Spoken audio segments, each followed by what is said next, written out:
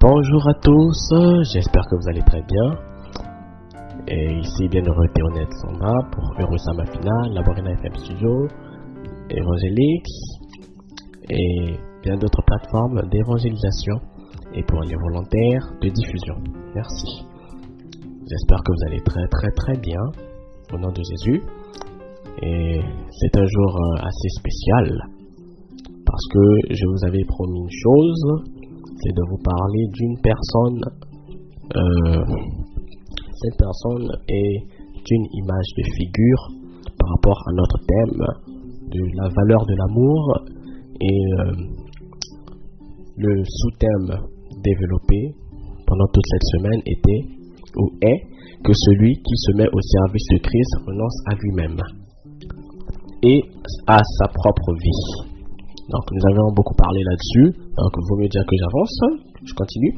Je vous avais promis lors de la troisième partie que je parlerai de la quatrième partie, mais dans cette quatrième partie on parlera d'une personne et cette personne est Orpa. Mais on ne peut pas parler d'Orpa si on ne parle pas de Ruth, parce qu'elle se trouve dans le livre de Ruth, et on ne peut pas non plus parler d'Orpa si on ne parle pas d'Elimelech, de Naomi, voilà. Donc c'est ça. Donc je vais vous lire le livre de Ruth, le chapitre 1, à partir du verset 1 jusqu'à la fin du verset. Donc, à l'époque des juges, il y eut une famine dans le pays. Un homme de Bethléem de Juda partit avec sa femme et ses deux fils s'installer dans le pays de Moab. Le nom de cet homme était Elimelech, celui de sa femme Naomi, et ses deux fils s'appelaient Machlon et Kiljon. Ils étaient Éphrasiens de Bethléem en Juda. Arrivés au pays de Moab, ils s'y établirent. Elimelech, le mari de Naomi, mourut et elle resta avec ses deux fils. Ils prirent des femmes moabites, l'une s'appelait Orpa et l'autre Ruth. Et ils habitèrent là environ 10 ans. Machlon et Kiljon moururent aussi, tous les deux, et Naomi resta privée de ses deux fils et de son mari. Le verset 6. Alors elle se leva, elle et ses belles filles, afin de quitter le pays de Moab.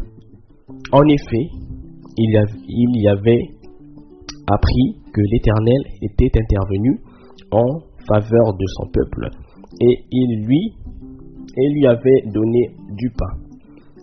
Elle partit de l'endroit où elle habitait, accompagnée de ses deux belles filles, et elle se mit en route pour retourner dans le pays de Juda.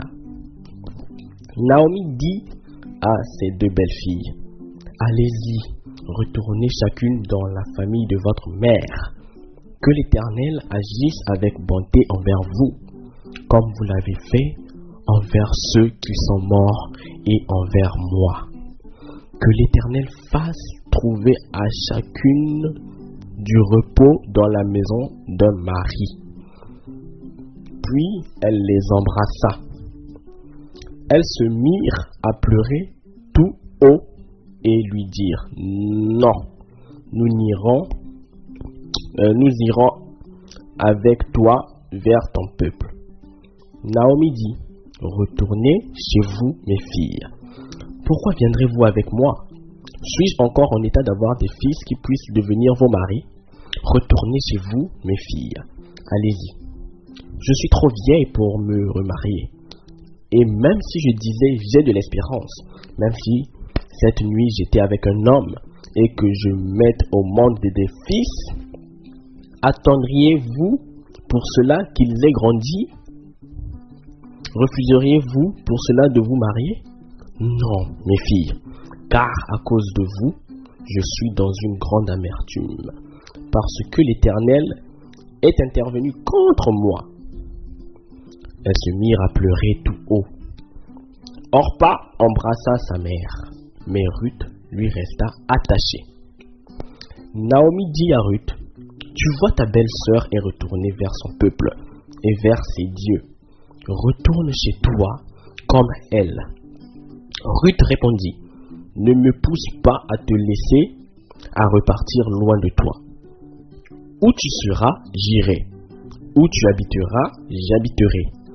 ton peuple sera mon peuple et ton Dieu sera mon Dieu. Où tu mourras, je mourrai et j'y serai enterré. Que l'Éternel me traite avec la plus grande sévérité si autre chose que la mort me sépare de toi. Waouh.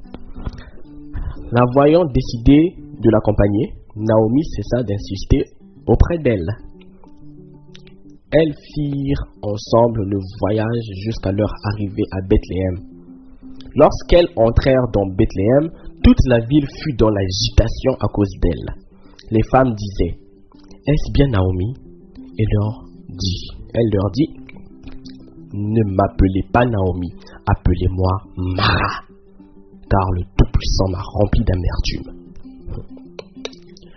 J'étais dans l'abondance à mon départ, et l'Éternel me ramène les mains vides. Pourquoi m'appelleriez-vous Naomi après que l'Éternel s'est prononcé contre moi, après que le Tout-Puissant a provoqué mon malheur? » C'est ainsi que Naomi et sa belle-fille Ruth la Moabite revinrent du pays de Moab. Elles arrivèrent à Bethléem au début de la moisson de l'orge.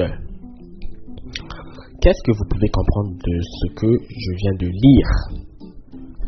J'ai dit au départ que Ruth est un cas de figure et de certaines personnes actuellement, de certains chrétiens actuellement. Voilà. Nous avons deux côtés, nous avons deux camps. Nous avons le camp de Ruth contre le camp d'Orpa. Ruth s'est attachée à Naomi. Vous voyez un peu comment c'est choquant. Naomi d'abord perd son mari. C'est un événement vraiment effroyable. Elle perd son mari et après elle perd ses deux fils. Vraiment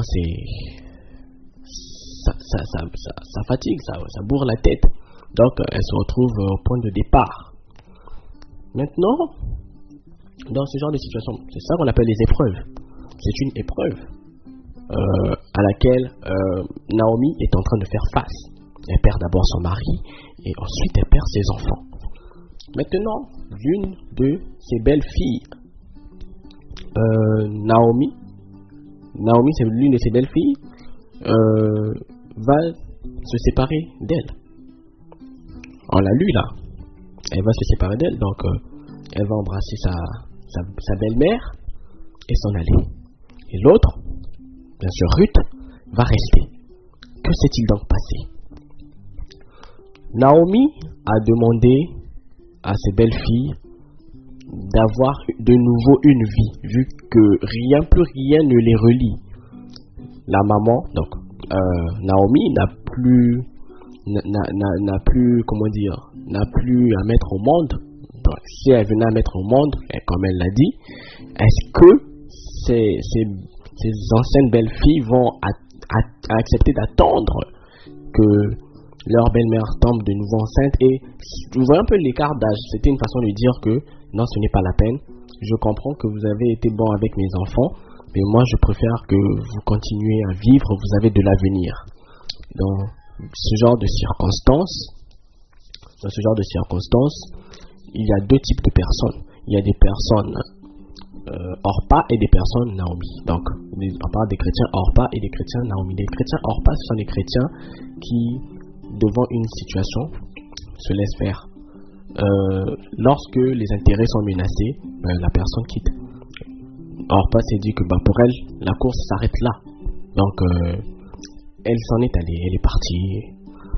Et c'est bien dommage. Mais Ruth, par contre, elle est restée fidèle. Normalement même, on pouvait donner un sous-titre là-dessus sur la fidélité. Elle s'est fichue de savoir ce qui allait lui arriver par la suite. Elle dit que non, je pars avec toi. Où tu seras, je serai. Elle a même dit, tes dieux seront mes dieux. Donc, vous voyez un peu, c'est fort. C'est vraiment fort. Il y a l'attachement profond pour Ruth envers Naomi. Mais alors que Orpa, elle, dès qu'elle a vu que, en fait, il y a deux façons d'aimer. il y a ce que j'appelle un amour démissionnaire et un amour solide. L'amour démissionnaire, c'est lorsque on peut te demander de faire quelque chose, mais bon, toi tu sais que, bon, comme c'est la belle-mère qui a parlé, bon, moi qu'est-ce que je peux faire d'autre? Mais derrière l'amour démissionnaire se cache un intérêt. Il y a un intérêt caché. Si la personne abandonne tout de suite, ça signifie en fait quelque part qu'elle ne voulait pas rester, continuer. Si elle restait, ça serait avec contrainte, ça serait par obligation. Donc, elle a fini par montrer en fait, si je dois le dire, son vrai visage. Mais bon, il n'est pas question de visage ici, mais il est question de figure. C'est un type, c'est une image pour vous montrer qu'il y a deux types de personnes. Des personnes qui abandonnent très vite et des personnes qui persévèrent. Donc Ruth a été persévérante. Et ce qui est bien avec Ruth, c'est que du début de la Bible jusqu'à la fin, déjà en ce qui concerne même Abraham, on n'a jamais écrit un livre sur Abraham. On n'a jamais écrit Abraham chapitre 1 verset 2. On n'a jamais écrit Isaac chapitre 1 verset 4. On n'a jamais écrit Moïse chapitre 2 verset 3. Mais Ruth, pour son amour, pour avoir montré qu'elle était prête à suivre Naomi, pourtant elle adorait des faux dieux, elle était de la lignée des Moabites, c'est-à-dire un peuple maudit, après quelque chose qui s'était passé à Sodome et Gomorrhe et patata et tout, voilà. Donc c'est la lignée des Moabites, donc voilà. Et malgré le fait que ce peuple est un peuple maudit, mais Ruth a laissé, on peut dire que Ruth a laissé ses origines par amour, parce qu'elle a manifesté, ce que le Seigneur veut tous nous apprendre aujourd'hui, la valeur de l'amour. Par amour, Ruth a laissé ce qu'elle est pour rejoindre l'autre. Et ça, c'est quelque chose que beaucoup de gens ne font pas. Se sacrifier soi-même pour l'autre, en fait, pour voir l'autre heureuse, l'autre fille heureuse ou l'autre homme heureux. Donc c'est un peu ça. Or, les chrétiens hors pas, ce sont les gens lorsqu'ils ont demandé Seigneur, donne-moi, Seigneur, je veux voir ta gloire, Seigneur, je veux être guéri, Seigneur, je veux avoir de l'argent, Seigneur, je veux voyager. Et quand cela n'arrive pas, quand le Seigneur en décide autrement, il profite de la première occasion pour se barrer, pour se casser. Mais alors que les chrétiens Ruth veulent à tout prix rester là où elles se sentent non seulement à l'aise, mais elles sentent en fait de l'amour. Il y a plus de bonheur à donner qu'à recevoir. Et c'est ce que Ruth avait compris. Et pour cela, le Seigneur l'a honoré. Le Seigneur l'a honoré. Finissez, lisez le livre de Ruth jusqu'à la fin. Vous allez voir. Si je peux faire une petite émission pour finir le livre de Ruth, je le ferai. Mais pour l'instant, je vous parle des chrétiens hors pas. J'ai voulu parler d'Orpa pour montrer qu'il y a beaucoup de gens qui sont comme ça. À la moindre occasion, tu embrasses la personne et tu t'en vas, tu te barres. C'est ça en fait. C'est ça, c'est un réel problème. Parce que l'amour est censé supporter, résister. Par amour, on parle des preuves d'amour. La preuve, il y a l'assistance qui est là. Naomi a compris que Ruth tenait vraiment à elle. Et tenir à la personne ne signifie pas s'éloigner de la personne. Et donc, carrément, si vous lisez bien, Orpa était partie, bien sûr. Elle est repartie refaire sa vie. Et vous voyez Ruth du début à la fin. Pourtant, le livre de Ruth, c'est l'histoire de Naomi. Mais oui, c'est par là. Naomi a été celle qui a introduit Ruth. Ben oui, il y a ces gens qui sont appelés à introduire. Sachez-le que dans nos vies, ou dans vos vies également, il y a des gens qui sont appelés à vous introduire. Par exemple, je vais prendre un exemple très clair. Jésus-Christ a été introduit par beaucoup de personnes, mais la personne qui est venue avant Jésus-Christ, c'était Jean-Baptiste. Jean-Baptiste était l'introducteur de Jésus-Christ. Il a présenté que celui qui vient est plus grand que moi et je ne suis pas digne. Voilà. Donc, vous voyez un peu, c'est ça. Donc, ne soyez pas des chrétiens du côté d'Orpa. Soyez plutôt du côté de Naomi, parce que l'amour n'est pas démissionnaire. On ne démissionne pas comme ça. Quand on aime, on se donne à fond. Je vous avais dit qu'il y a plus à donner, vous savez. Je vous ai dit que il n'y a pas de plus grand amour que de donner, d'aimer ses amis, de donner pour ses amis, d'aimer ses amis. Vous allez me dire, bien sûr, il y a des traîtres, évidemment il y a des traîtres, mais Jésus dit quoi par rapport à ces gens? Si ton ennemi a soif, tu lui donnes à boire, s'il a faim, tu lui donnes à manger. Et en faisant le bien, le Seigneur voit que tu es en train de faire la chose qu'il nous a apprise, et il t'élèvera aussitôt. Mais si tu veux te comporter comme un païen, ben tu n'auras rien à gagner en fait. Tu